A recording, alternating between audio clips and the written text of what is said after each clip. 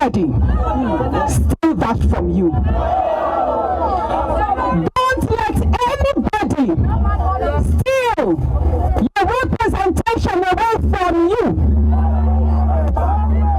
The entire country is suffering from bad leadership. The only reason why I have been persecuted so much in the past 1 month is because I dared the bad, corrupt system. I refuse to do things the way they usually play politics. I refuse to be silenced. The past it's been a year and 4 months, right? Yes, I was sworn in November 2023. So that makes it a year and 4 months, about 5 months, a year and 4 months here. It has not been an easy journey. It's just that I had it all, I kept it all inside. It's not been an easy journey. The empowerments you saw here, the police stations that were built, the schools were rehabilitating, the numerous water projects, it had to take a whole lot of lobbying amongst my colleagues, ministers, and many others to get these projects to you. It's not as if they were giving on the platter of gold. I went out there in Abuja and I worked for you. I used the office that you gave me to work for your good. But as I worked, I created enemies. As I worked diligently, as I brought the dividends of democracy to you, I created enemies among some of my colleagues. There are some that felt I subjected them to ridicule. They told me, Natasha, your empowerments, you're making our constituents insult us. So I kept on apologizing to them. Distinguished, I'm sorry, that's not my intention. Distinguished, I'm sorry, that's not my intention. But in my heart, I knew that I had promised that I would spend every day working in Abuja for your good. And even though I apologize for them, I will not apologize for bringing good to you.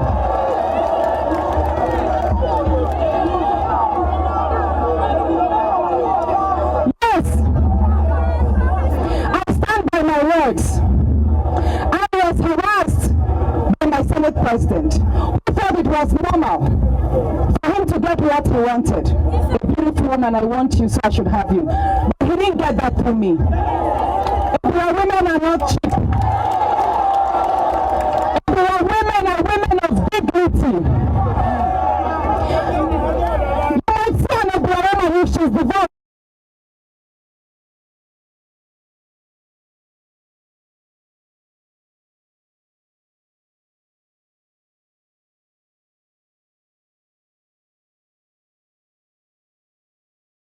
She's divorced because she just did not feel connected to that marriage, but that does not make her a bad person.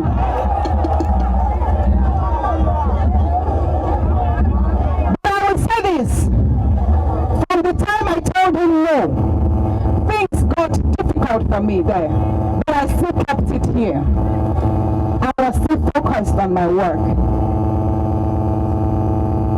Senator Natasha mentioned that of all the 4 female senators, I enjoy the most privileges. But I want to let her know, what she thought was privilege was actually sponsored by my husband or myself, not the Senate President. The fact that many of them thought, many people thought, that because the Senate President was friends with my husband, therefore all the projects I had here, he was the one who gave me. Any necessity, he gave me nothing. So I'm telling Senator Natasha, I did not enjoy more privileges than she herself enjoyed or the other women. I actually suffered more. But because I did not want to put out my pain, I wanted to keep that harassment in secret. That was why I kept on working, even if it had to require me spending my own personal money. I had to do it, and people thought it was a happy doing all for me. That's not so. It's good I put it right. But the peak of it happened on the 30th of January this year, on the 30th of January 2025. There was the groundbreaking groundbreaking ceremony of the 5 mini LNGs in Ajakuta. That project angered him, and I'm saying it on camera. He got very angry, and he called a number of people in the cabinet, questioned them. How come that project found its way here? And he said, in his words, he said, how can such resources, thus from the Niger Delta, be moved to the north? But he will stop it. And I will prove to you what he did. After the Senate President removed me, by the way, it is because of the 5 LNG projects that Akpabio removed me from the committee of local content. Because he said, ever since he made me as the chairperson of local content, I have used that office to promote the North. That was what he said. So 5 days after the groundbreaking ceremony, he removed me from the committee. The Committee on Diaspora, and that's okay. I took it in good faith. But what happened after that? He commissioned the Senate President, Godswill Akpabio, commissioned his SLA, his senior legislative aide on Niger Delta, Dr. Ominimini, who is also the secretary of PANDEF. He commissioned him to start online and media propaganda against the 5 LNG plants. You can search on Google, you will see. Dr. Ominimini sponsored a lot of write-ups calling on President Tinubu to cancel the 5 LNG projects. It's all there, you can see it. Check Tribune, Vanguard, This Day. You see Google Dr. Ominimini. And I asked, are we not human beings here? Don't we deserve projects? Don't we deserve development in Kogi Central, Kogi State?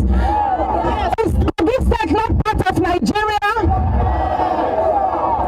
How can a man, how can the Senate President, who is the Senate President for the entire country, how can he use his office to promote regional divide? Akpabio is not the Senate President for South-South. He's the Senate President for Nigeria. And it is wrong for Akpabio to use his office to commission and task his SLA, Dr. Minimini, to call for the cancellation of the 5 LNG plants.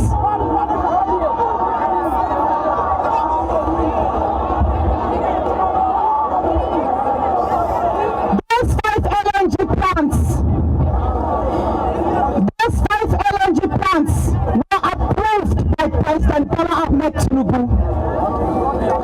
And for the fact, please, can you give him the applause? Yes.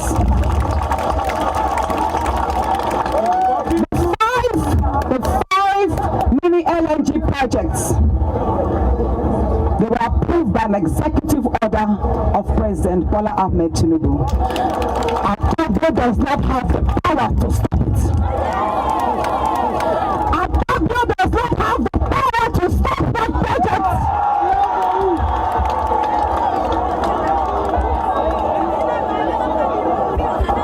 We have been quiet for Ajakuta Steel Company. But you know what? In the 1 year and 4 months I have spent in the National Assembly, I understand why Ajakuta Steel Company is not working. Because of many interests. Nigeria is such a country that once you take one progressive step forward, you have 5 dragging you backwards. Especially when that project is in a land that people feel does not deserve of anything progressive. Sometimes I wonder, if Ajakuta Steel Company is in Lagos, will it stay moribund? No.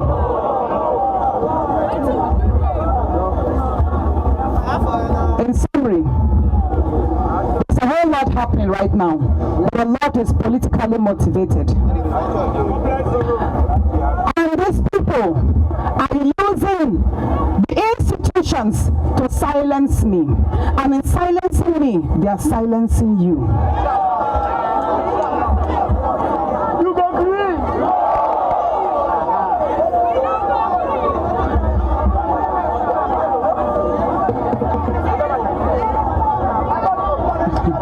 On the 20th day on the 20th day of February was the day I protested the move of my seat.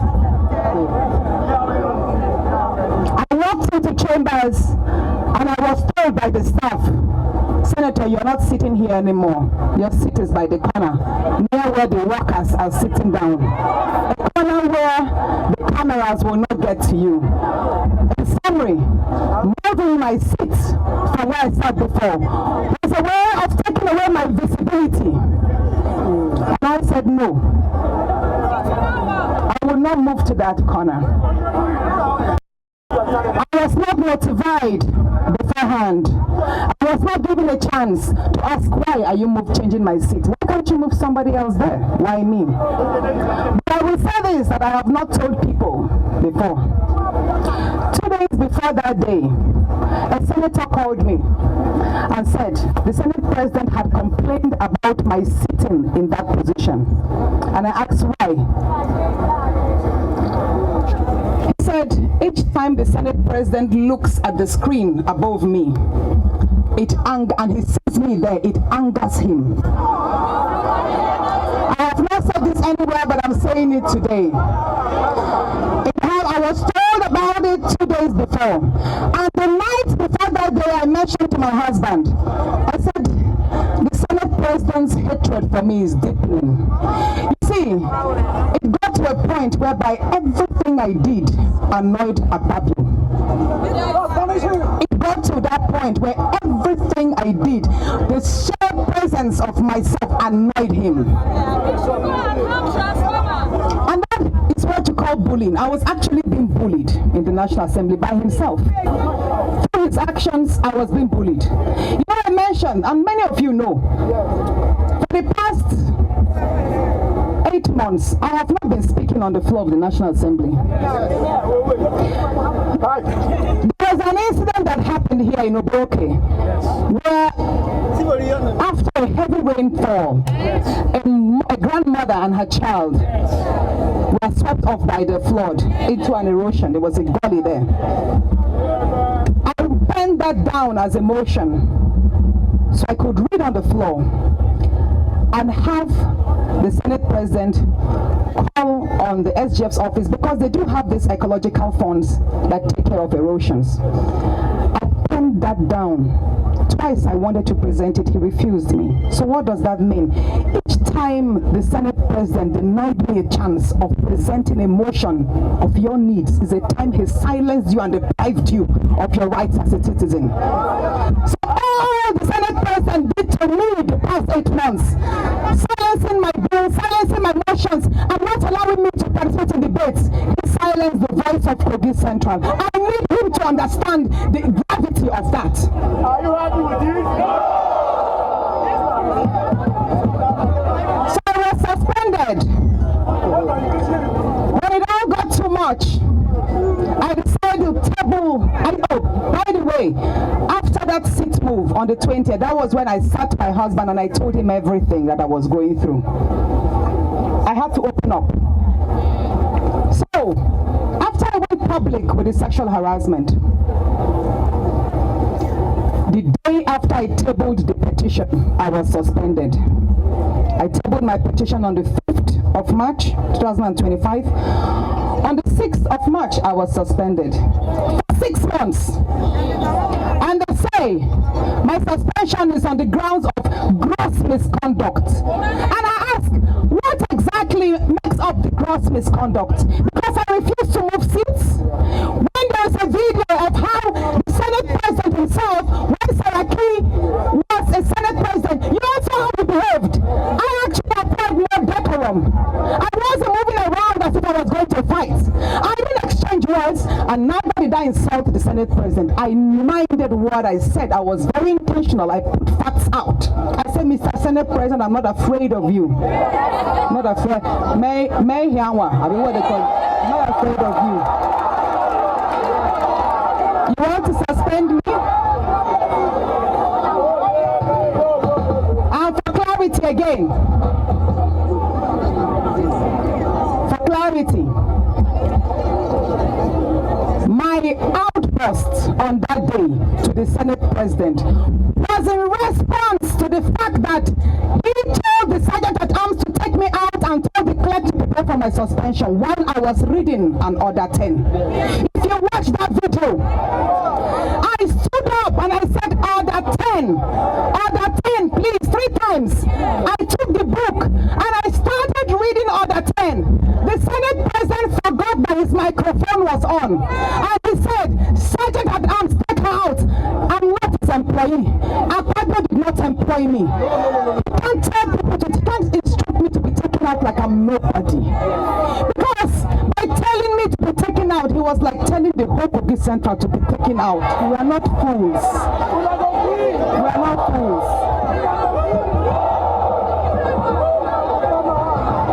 In addition, while I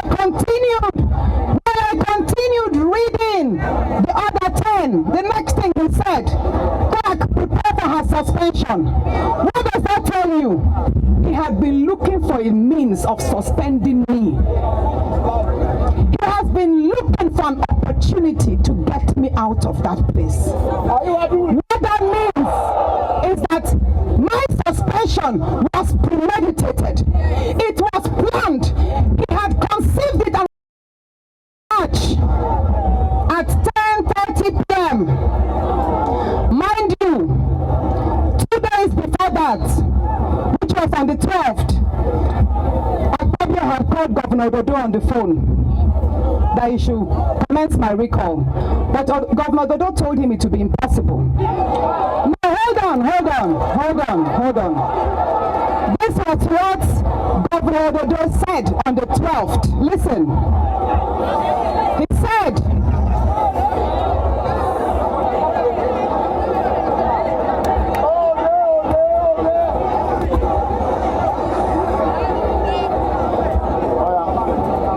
on the 12th of March, Akpabio spoke to Governor Dodo to recall me. But he told him to be impossible because the masses are with her, the people are with her. But Akpabio was not satisfied.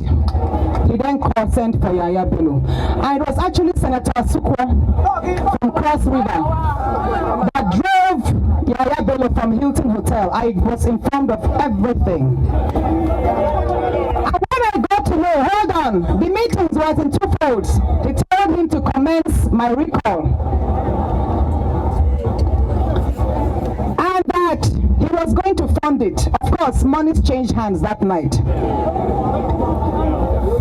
The second thing he told him was that he should try and kill me. I didn't make this public, but I wrote to the IG of police. And Akpabio told Yahaya Bello, I am saying, stand by what I've said. He told him that he should make sure that killing me does not happen in Abuja, it should be done here. So it will seem as if it's the people that killed me here. I didn't make that public, but we did notify the security agencies of that. I called on the media houses. I called on This Day, I called on Punch, I called on a number of parties that I know. I tried to get them publish the information ahead of time that look, this is the nature of the meeting. They are going to commence my recall. But of course, the print media, if you don't have evidence, they will not be able to put it out. So they said, Natasha, do you have any evidence that your recall is being planned? I said, I don't have any evidence, but I know that the meeting took place and this was what transpired. But you see, 3 days after, the recall started and they called me, oh, you said it. I said, I did tell you that this was going to happen. But what is it now for us? We saw what happened. They came around, deceived our women that there was an empowerment program going on. They told them to come out with their voters card and lined up. They took advantage of our illiteracy. They took advantage of poverty. And to many of you, even those of you who are here, I watched the video of the poor old woman pleading that I should forgive her, that she was told, if you're here, or if her son, whoever it is, tell her I'm not upset. Even if those of you, even if you are here and you actually were cajoled or deceived to sign, I'm not upset with you. Because I know that they will not succeed with that illegal act.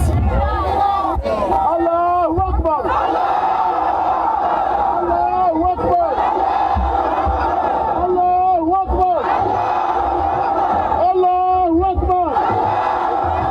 Allahu Akbar!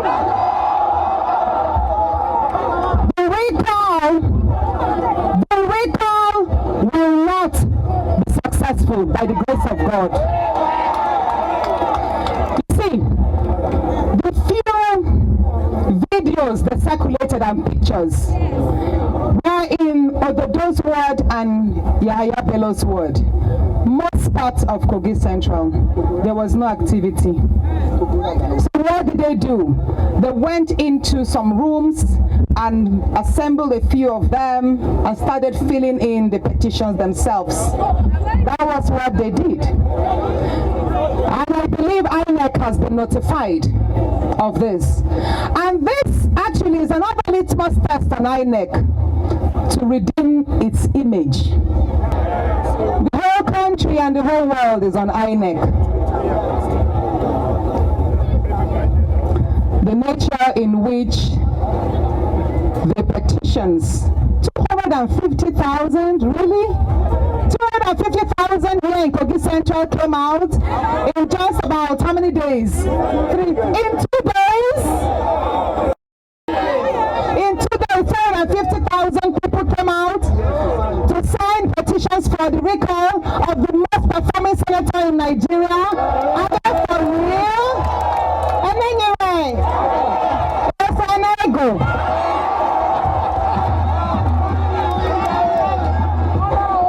That's impossible. But you know,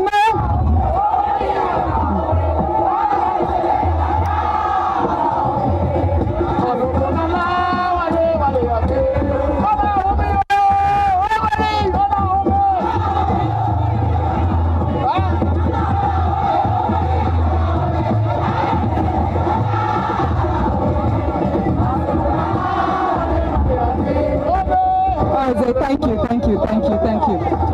Emma! Thank you.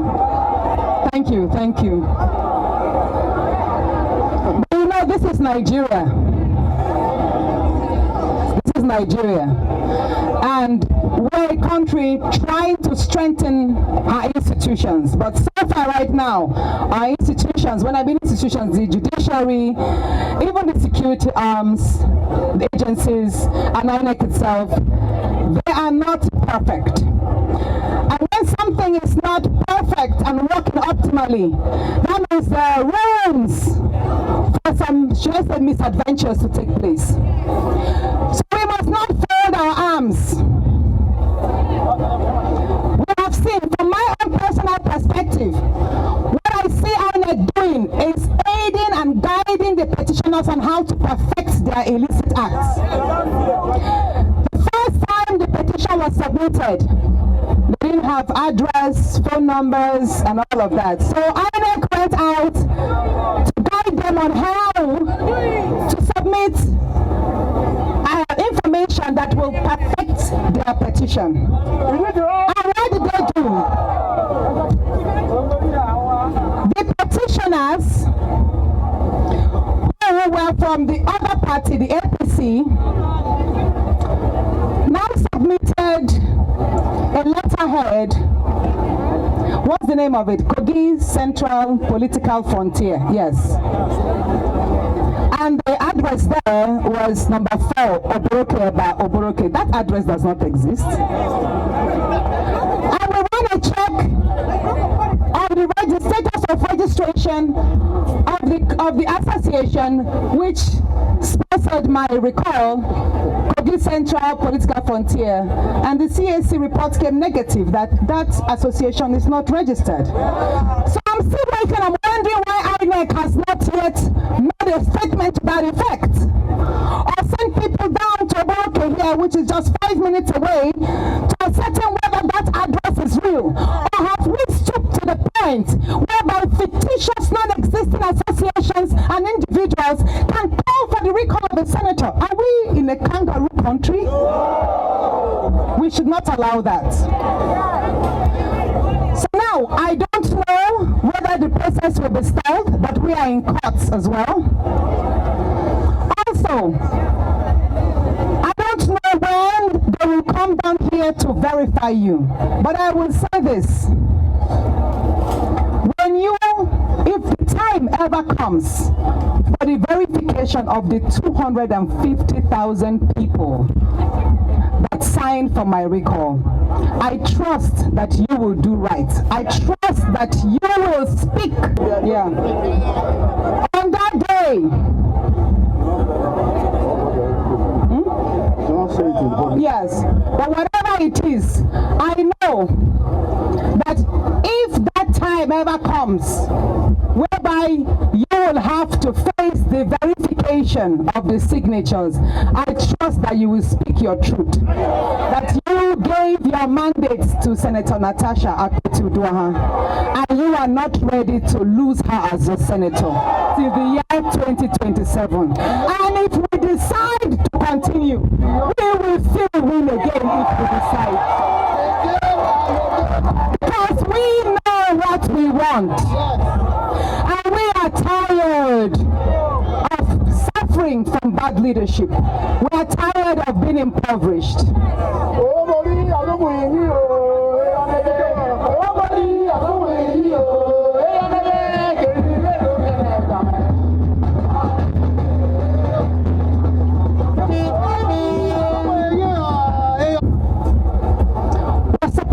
The final hearing and decision on my suspension at the Federal High Court. You know, we went to court on the suspension.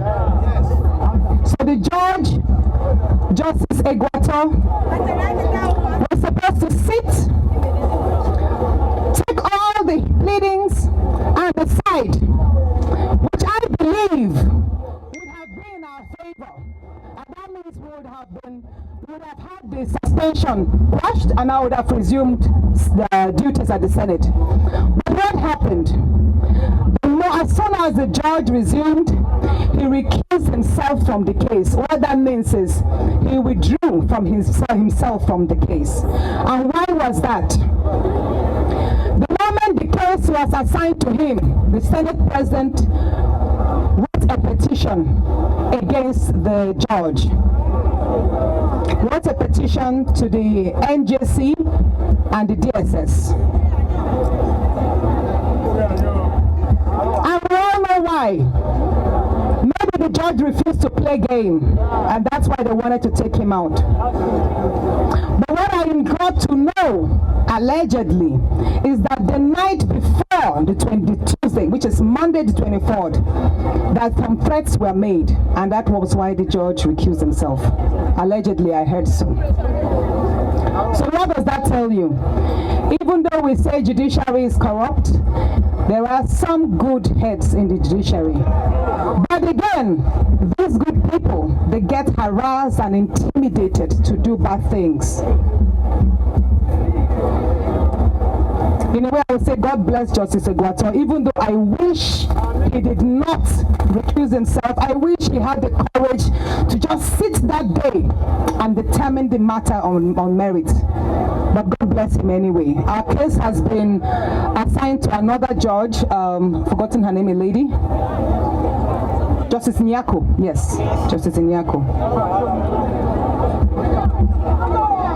And one more thing I was going to say, yes. You see, the fact that we have leaders, when a person is appointed to a leadership position or elected to a leadership position, that does not mean that they are absolutely right in every decision they make. I was suspended for 6 months, which is against the